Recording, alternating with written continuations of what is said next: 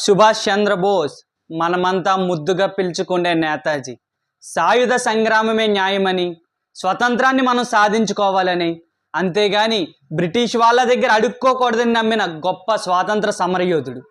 మన ఇండియాకి స్వాతంత్రం నేతాజీ వల్లే వచ్చిందంటే ఖచ్చితంగా 100% ఆయన వల్లే వచ్చిందని చెప్తారు. ఎందుకంటే ఆయన అప్పటికే ఇండియన్ ఆర్మీని స్టార్ట్ చేశాడు. ఇండియన్ ఆర్మీని స్టార్ట్ చేసినట్టు బ్రిటిష్ వాళ్ళకి తెలిసింది. వాళ్ళకి ఒక భయం మొదలైంది. ఎందుకంటే ఇప్పుడు మన ఊర్లోకి కొంతమంది దొంగలు వచ్చారనుకోండి, మనం ఊరంతా కలిసి వాళ్ళని వెళ్ళగొడతామా, లేకపోతే వాళ్ళ ముందే మనం భీష్మించుకొని కూర్చొని మీరు ఏం చేసుకుంటారో చేసుకోండి, మీరు దోచుకుపోండి, మొత్తం మా ఆడవాళ్ళని ఏదైనా చేసుకోండి, మేము మీ ముందు కూర్చుంటాం, మేము మిమ్మల్ని ఏమీ చెయ్యం, మేము అహింసగా మీ ముందే కూర్చొని ఉంటాం అంటే వాళ్ళు వెళ్తారా? వెళ్ళరు.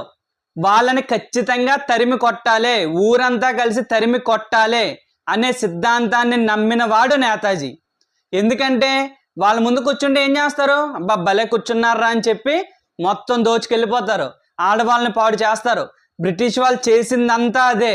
అది తప్పు, అది కరెక్ట్ కాదు, వచ్చిన నా కొడుకుల్ని తరిమి కొట్టాలి అని నమ్మిన గొప్ప వ్యక్తి నేతాజీ. అందుకనే ఆయన వల్లనే, ఆయన స్థాపించిన ఇండియన్ ఆర్మీ వల్లనే స్వతంత్రం వచ్చిందని 200% చెప్తారు అందరూ. మరి గాంధీజీకి నేతాజీకి ఎందుకు విభేదాలు వచ్చినాయి అంటే, గాంధీజీది అహింస మార్గం, మరి నేతాజీది వాళ్ళని తరిమి తరిమి కొట్టాలి అని చెప్పే వాదం. ఖచ్చితంగా వీళ్ళిద్దరి మధ్య అభిప్రాయ భేదాలు ఉంటాయి. 1938లో కాంగ్రెస్కి అధ్యక్ష ఎన్నికలు జరుగుతున్నాయి. సుభాష్ చంద్రబోస్ అధ్యక్షుడిగా నిలబడ్డాడు. కానీ గాంధీజీకి అది ఏమాత్రం ఇష్టం లేదు. ఎందుకంటే సుభాష్ చంద్రబోస్ మన నేతాజీ గారు ఈయన సిద్ధాంతాలకి విరుద్ధం, అది కరెక్ట్ కాదు అని చెప్తాడు. అందుకని గాంధీజీ ఏమనుకున్నారంటే ఈయన అధ్యక్షుడిగా ఎన్నిక అవ్వకూడదు అనుకున్నారు. ఈయన అధ్యక్షుడిగా ఎన్నిక అవ్వకూడదు అనుకుని ఆయన కాంగ్రెస్ మొత్తం అప్పటికి గాంధీజీ చేతుల్లోనే ఉండేది. గాంధీజీ ఎలా చెప్తే అలా ఉండేది, గాంధీజీ ఎలా చేస్తే అలా నడిచేది. ఈయన ఏమనుకున్నాడంటే ఒక్కసారిగా నేతాజీ చేతుల్లోకి వెళ్ళిపోతే ఉద్యమం వేరే బాట పడుతుంది, నేతాజీ ఎలాంటి పరిస్థితుల్లోనే గెలవకూడదని ఆయన మొదటగా ఈయన జవహర్లాల్ నెహ్రూని అడిగారు, మీరు అధ్యక్షుడిగా నిలబడండి అని. దానికి జవహర్లాల్ నెహ్రూ ఒప్పుకోలేదు. ఎందుకంటే ఆయనకు తెలుసు నేతాజీ ముందు నిలబడితే ఏమవుద్దో. ఆ తర్వాత గాంధీజీ చాలా మందిని అడిగారు, మీరు అధ్యక్షుడిగా పెద్ద పెద్ద వాళ్ళందరినీ కాంగ్రెస్లో మీరు నిలబడండి అని. కానీ ఎవ్వరూ ఒప్పుకోలేదు. లాస్ట్కి ఆయన ఏం చేశాడంటే పట్టాభి సీతారామయ్య అనే వ్యక్తిని మన నేతాజీకి ఆపోజిట్గా నిలబెట్టాడు. గాంధీజీ ఏం చెయ్యాలో గెలవడానికి అన్నీ చేశాడు. ఆయన సర్వశక్తులు ఒడ్డాడు. కానీ లాస్ట్కి గాంధీజీ ఓడిపోయాడు. నిజానికి ఓడిపోయింది పట్టాభి సీతారామయ్యే. కానీ గాంధీజీ చెప్పింది ఏంటి? ఆ రోజు ఓడిపోయింది నేను, పట్టాభి సీతారామయ్య కాదు. ఆయన ప్రతి అనుచరుడి ముందు ఇదే చెప్తాడు, ఆ రోజు ఓడిపోయింది నేనే, నేతాజీ చేతిలో, పట్టాభి సీతారామయ్య కాదు అని. పోనీ నేతాజీ గారు భారతీయ అధ్యక్షుడిగా ఎన్నికయ్యారు కాంగ్రెస్కి. ఆ తర్వాత ఆయన్ని చేయనిచ్చారా? ఆయన్ని చెయ్యనివ్వలేదు. ఎందుకంటే ఈ కాంగ్రెస్ మొత్తం గాంధీ గారి చేతిలో ఉంది. నెహ్రూ గారు ఏం చెప్పారు?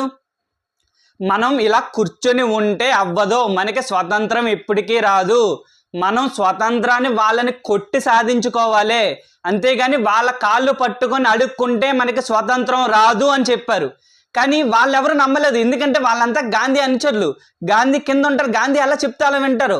ఇప్పుడు అదొక కమిటీ. ఇప్పుడు ఏదైనా ఈయన నిర్ణయం తీసుకున్నారనుకోండి, ఆ కమిటీని ఈయన నిర్ణయాన్ని గౌరవించేది కాదు. ఈయన్ని ఖచ్చితంగా ఈయన చేసే ప్రతి పనికి అడ్డుపడేది. ఇలా అడ్డుపడడం వల్ల ఈయన ఏ పని చేయలేకపోయేవారు. చివరికే ఈయనకి చిరాకు వచ్చింది. చిరాకు వచ్చి మీకు దండంరా బాబు అని కాంగ్రెస్కి రాజీనామా చేశారు. నాకు ఈ అధ్యక్ష పదవి వద్దు, ఏమీ వద్దు అని.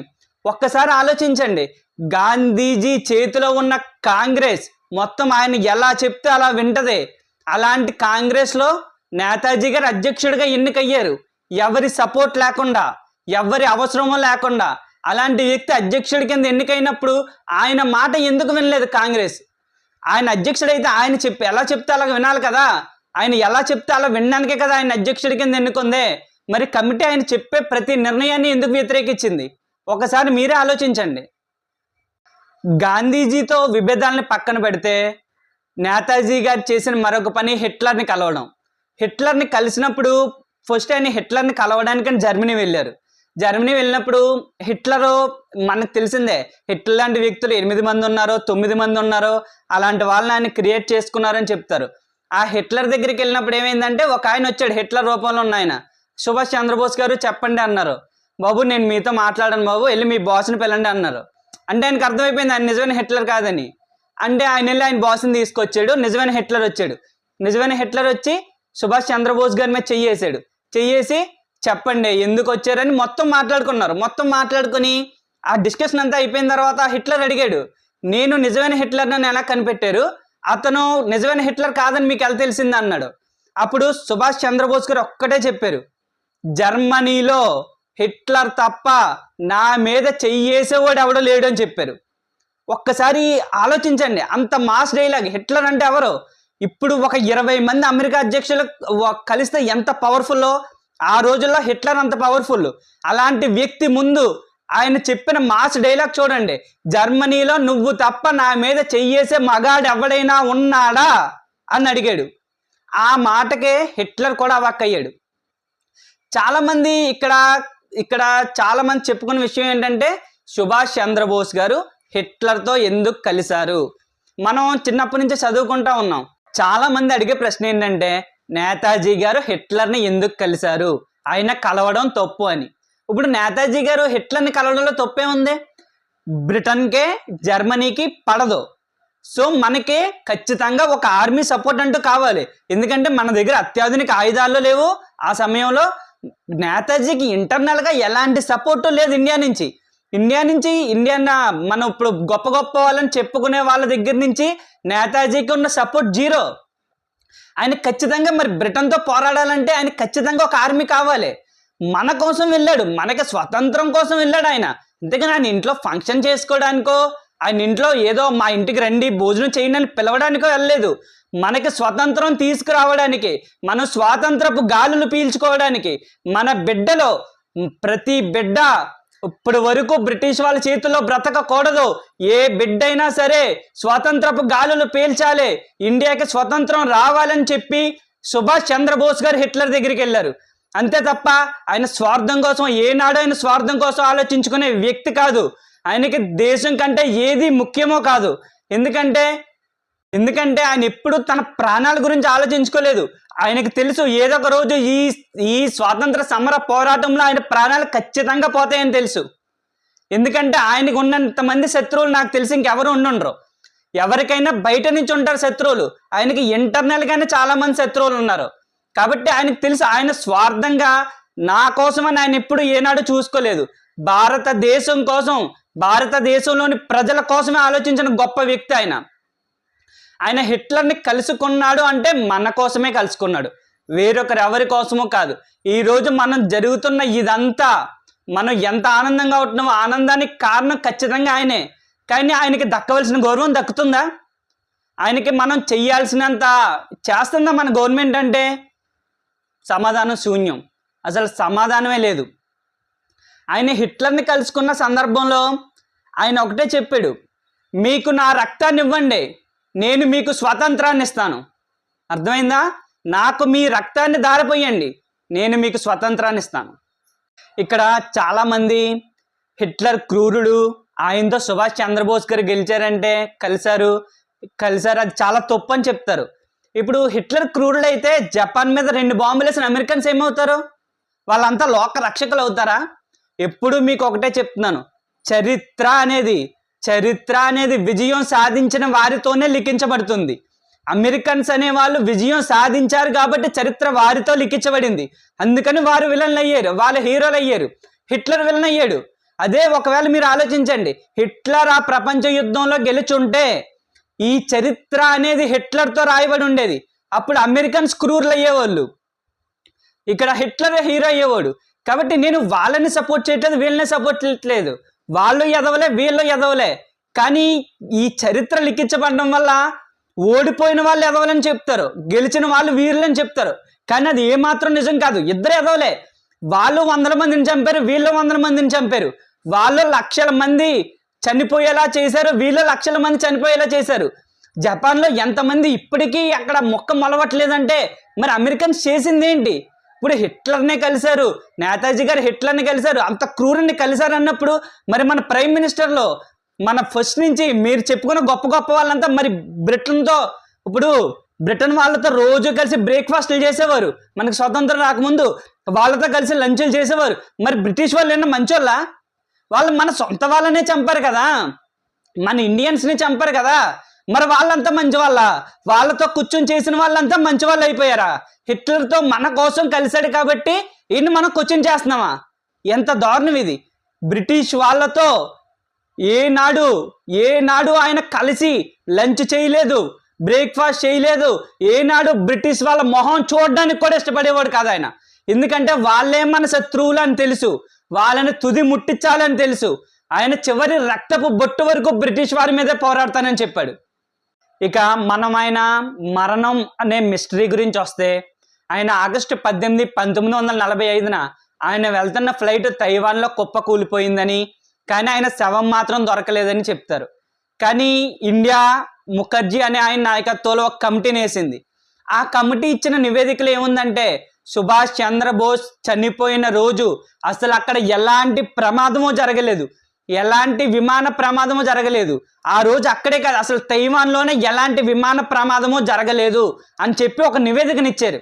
కానీ ఆ నివేదికని మన గవర్నమెంట్ యాక్సెప్ట్ చేయలేదు. అది ఇంటర్నల్ ఇష్యూస్ వల్ల, లేకపోతే వేరే ఏమైనా ఇష్యూస్ వస్తాయి వల్ల, లేకపోతే వాళ్ళు నమ్మలేదా అన్నది తర్వాత విషయం. కానీ అక్కడ ఏం జరిగిందంటే, తైవాన్ గవర్నమెంట్ ఏం చెప్పిందంటే, ఆ రోజు ఎలాంటి విమాన ప్రమాదము జరగలేదు అని చెప్పింది. మరి ఎలాంటి విమాన ప్రమాదం జరగలేనప్పుడు మన సుభాష్ చంద్రబోస్ గారు ఏమయ్యారు? మన నేతాజీకి ఏమైంది? ఆయన ఎవరైనా బంధించారా?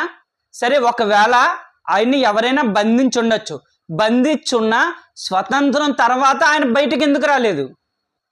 మనం చిన్నప్పుడు ఒకటి వినే ఉంటాం, సుభాష్ చంద్రబోస్ గనక ఒకవేళ దొరికితే బ్రిటిష్ ఆర్మీకి అప్పచెప్పాలి అని చెప్పి బ్రిటిష్ వాళ్ళు ఒక చీకటి ఒప్పందం చేసుకున్నారు అని మనం చిన్నప్పుడు చాలాసార్లు వినుంటాం. అది కరెక్టా రాంగ్ అనేది మనకు తెలియదు, దాని గురించి నెట్లో ఎలాంటి సమాచారం లేదు. కానీ ఒకవేళ అది నిజం కాకపోతే ఎలాంటి ప్రాబ్లం లేదు. కానీ ఒకవేళ అదే నిజమైతే సుభాష్ చంద్రబోస్ గారు ఇండియన్ ఆర్మీని స్థాపించిన వ్యక్తి, అలాంటి వ్యక్తి కనుక నిజంగా దొరికితే స్వతంత్రం తర్వాత బ్రిటిష్ వాళ్ళకి అప్పచెప్పాలి అని ఒప్పందం చేసుకున్న వాళ్ళు ఎవరు? ఆ ఒప్పందం చేసుకోవడం వల్ల వాళ్ళకి వచ్చింది ఏంటి? సెకండ్ ఇష్యూ, అసలు ఆ ఒప్పందం ఎందుకు చేసుకోవాల్సి వచ్చింది? దానివల్ల భారత ప్రజలకు ఏమన్నా వస్తుందా? మరి దానివల్ల ఉపయోగపడేది ఎవరికి ఆ ఒప్పందం అంటే, ఈ క్వశ్చన్కి ఆన్సర్ ఎవ్వరి దగ్గర లేదు. అసలు ఆ ఒప్పందం నిజమా కాదా అన్నది ఎవ్వరికీ తెలీదు. నిజం కాకపోతే చాలా హ్యాపీ, కానీ ఒకవేళ అదే నిజమైతే అసలు ఆ ఒప్పందం ఎందుకు చేసుకున్నారు? దానివల్లనే నేతాజీ బ్రతుకున్నా సరే బయటికి రాలేదా? బయటికి రాకుండా ఆయన ఆపారా? ఆయన ఆపితే ఆయన ఒక స్వామీజీ అవతారంలో తన లాస్ట్ రోజులన్నీ గడిపారా? కానీ సుభాష్ చంద్రబోస్ లాంటి వ్యక్తి అంత సైలెంట్గా ఉండగలరా? స్వామీజీ వేషం వేసుకుని స్వతంత్రం వచ్చిన తర్వాత కూడా నేను కూల్గా ఉంటాను, ఇంకా నా పని అయిపోయింది, ఇంకా నా సేవలకి చాలు అని చెప్పి స్వామీజీలా మారే ఉంటాడా అంటే ఖచ్చితంగా ఇది నమ్మదగిన విషయం అయితే కాదు. ఎందుకంటే అలాంటి వ్యక్తి సైలెంట్గా ఉంటాడని, ఎవరేమైనా పర్లేదని ఆయన పని ఆయన చేసుకుంటాడని మనం అనుకోలేము. ఖచ్చితంగా ఆయన ఒకవేళ ఉండి ఉంటే స్వతంత్రం వచ్చిన తర్వాత అయినా సరే ఆయన బయటకు వచ్చేవాడు. ఆయన బయటకు వస్తే ఇండియాలో లక్షల మంది ఆయన వెనకాల గెలిచేవారు. ఆయన వెనకాల నిలుచొని ఆయన్ని ప్రధానమంత్రిగా చేసుకునేవాళ్ళు. ఎందుకు కాదు? ఒకవేళ మీరు ఆలోచించండి, నేతాజీ సుభాష్ చంద్రబోస్ ప్రధానమంత్రి అయ్యి ఉంటే, ఒకవేళ ఆయన ప్రధానమంత్రి అయ్యి ఉంటే పాకిస్తాన్ అనేది వెళ్ళేదా? పాకిస్తాన్ అనేది మన భూభాగాన్ని మనం కట్ చేసి పాకిస్తాన్ కింద ఆయన ఇచ్చేవాడా? ఆయన ఇవ్వనిచ్చేవాడా ఆయన బ్రతికుంటే? ఒక్కసారి ఆలోచించండి. చావు అనేది జీవితంలో ఒకసారే వస్తుంది, ఒకసారే పోతుంది. కానీ ఆయన కీర్తి అజరామరం. ఎవరి కీర్తి ఆయనతో మ్యాచ్ అవ్వదు, ఎవ్వరూ ఆయనకి సాటి రారు. జోహార్ సుభాష్ చంద్రబోస్. ఇలాంటి మరెన్నో అద్భుతమైన వీడియోల కోసం దయచేసి నా ఛానల్ని సబ్స్క్రైబ్ చేసుకోండి.